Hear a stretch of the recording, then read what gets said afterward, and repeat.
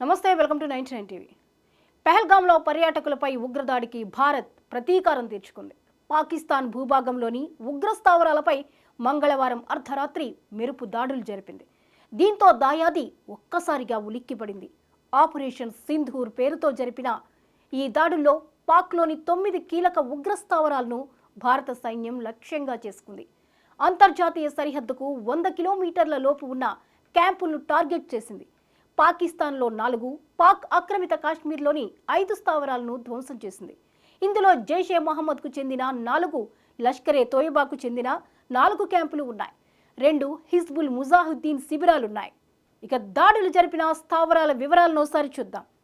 బహవల్పూర్లోని మర్కజ్ సుభాన్, ఇది సరిహద్దుకు 100 కిలోమీటర్ల దూరంలో ఉంది. జైషే మహమ్మద్కు చెందిన ప్రధాన కార్యాలయంగా దీన్ని పేర్కొంటారు.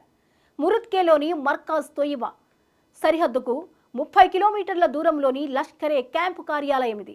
ఇక్కడే 26/11 ముంబై దాడులకు పాల్పడిన ఉగ్రవాదులు తల దాచుకున్నారని సమాచారం. సియాల్కోట్లోని మెహ్మునా జోయా, అంతర్జాతీయ సరిహద్దుకు 15 కిలోమీటర్ల దూరంలో ఉన్న హిజ్బుల్ ముజాహిద్దీన్ శిబిరం ఇది. దీని చుట్టూ నివాస భవనాలున్నాయి. కోట్లీలోని మర్కజ్ అబ్బాస్ ఉగ్ర స్థావరం, నియంత్రణ రేఖకు 35 కిలోమీటర్ల దూరంలో ఈ క్యాంప్ ఉంది. 20 ఏప్రిల్ 2023న ఫోంచ్లో జరిగిన దాడులకు, జూన్ 24న బస్సులో ప్రయాణిస్తున్న అమాయక యాత్రికులపై దాడికి ఇక్కడ ఉగ్రవాదులే కారణమన్నది సమాచారం. కోట్లీలోని మస్కర్ రహీల్ షహీద్, పీఓకేలో హిజ్బుల్ ముజాహిద్దీన్కు చెందిన స్థావరం ఇది. కొండల ప్రాంతంలో ఉండే ఈ క్యాంప్లో 4 గదులు, బరాక్లు ఉన్నాయి. వీటిలో పెద్ద ఎత్తున ఆయుధాలు, మందుగుండు సామాగ్రి ఉన్నట్లు సమాచారం. ముజఫరాబాద్లోని షవాయ్ నాలాహ్, పాక్ ఆక్రమిత కాశ్మీర్లోని తంగ్దర్ సెక్టార్లో సరిహద్దుకు 30 కిలోమీటర్ల పరిధిలో షవాయ్ లష్కరే క్యాంప్ ఉంది. ఈ ముఠాకు కీలకమైన క్యాంప్ ఇది. ఇక్కడే లష్కరే కేడర్ నియామకాలు, శిక్షణ వంటివి చేపడుతున్నారు. 2000 నుంచి ఇక్కడ కార్యకలాపాలు సాగిస్తున్నారు. బర్నాలలోని మర్కాజ్ అహ్లే హదీత్ ఉగ్ర స్థావరం, ఇది లష్కరే తోయబా ఉగ్ర క్యాంప్. పూంచ్, రాజౌరి, రియాసీ సెక్టార్లోకి లష్కరే ఉగ్రవాదులు ఆయుధాలను పంపించేందుకు దీనిని వినియోగిస్తున్నట్లు సమాచారం. ముజఫరాబాద్లోని సైద్నా బిలాల్ ఉగ్ర స్థావరం, పీఓకేలోని జైషే ప్రధాన కేంద్రాల్లో ఇది ఒకటి. ముజఫరాబాద్ రెడ్ పోర్ట్కు ఎదురుగా ఉంటుంది. జమ్మూ కాశ్మీర్లోకి ఉగ్రవాదులను తరలించేందుకు వీలుగా దీన్ని రవాణా క్యాంప్గా నిర్వహిస్తున్నారు. ఇక్కడ ఎప్పుడు 50 నుంచి 100 మంది ఉగ్రవాదులు ఉంటారన్నది వార్త. ఇక్కడ ఎప్పుడు 50 నుంచి 100 మంది ఉగ్రవాదులు ఉంటారని అంచనా. టెహ్లా కలోన్లీ సర్చల్, జైషే మహమ్మద్ ఉగ్ర స్థావరం ఇది. దీన్ని కూడా జమ్మూ కాశ్మీర్లోకి ఉగ్రవాదులను పంపించేందుకు ఉపయోగిస్తున్నారు. పాక్లోని ఉగ్రవాదులకు కాళరాత్రంటే ఏంటో భారత్ చూపించింది. త్రివిధ దళాలు అత్యంత సమన్వయంతో నిర్వహించిన ఆపరేషన్ సింధూర్ కోసం భారత్ అమ్ముల పొదిలో నుంచి అత్యాధునిక ఆయుధాలను బయటకు తీసింది. ఆత్మాహుతి డ్రోన్లు, స్కాల్ప్ క్షిపణులు, హ్యూమర్ బాంబులను వాడినట్లు ప్రాథమిక సమాచారం ఆధారంగా తెలుస్తోంది. వాస్తవానికి మిలిటరీ ఆపరేషన్లకు ఏ రకం ఆయుధాలు వాడారన్నది దళాలు ఎన్నడూ బహిర్గతం చేయవు. కానీ అవి లక్ష్యాలను ఛేదించిన తీరు ఆధారంగా అంచనాలకు వస్తూ ఉంటారు.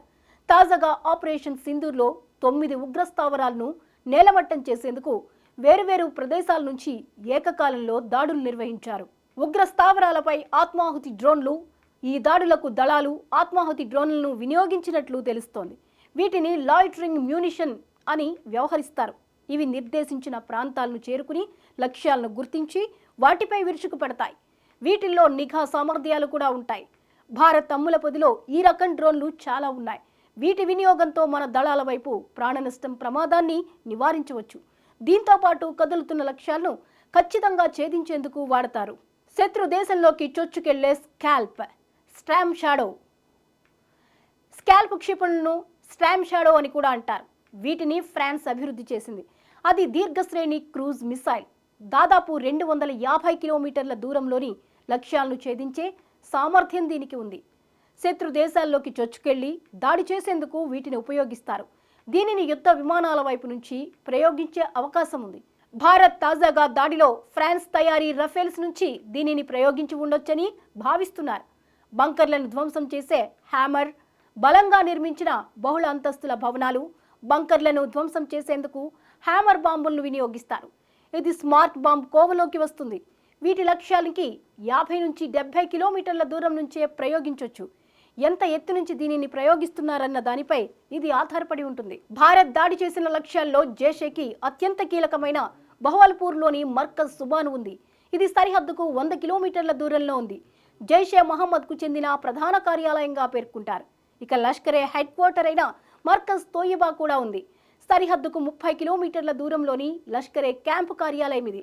ఇక్కడే 26/11 ముంబై దాడులకు పాల్పడిన ఉగ్రవాదులు తలదాచుకున్నారని సమాచారం. అత్యంత సమన్వయంతో పాక్లో ధ్వంసం చేయాల్సిన ఉగ్ర స్థావరాలపై దాడులను ఎయిర్ ఫోర్స్, ఆర్మీ, నేవీ సమన్వయం చేసుకున్నాయి. అతిపెద్ద ఉగ్ర స్థావరాలైన బహవల్పూర్, మురిత్కేల్ను ధ్వంసం చేసే బాధ్యత వాయుసేన స్వీకరించినట్లు తెలుస్తోంది. ఇక మిగిలిన వాటి సంగతి ఆర్మీ తీసుకుంది.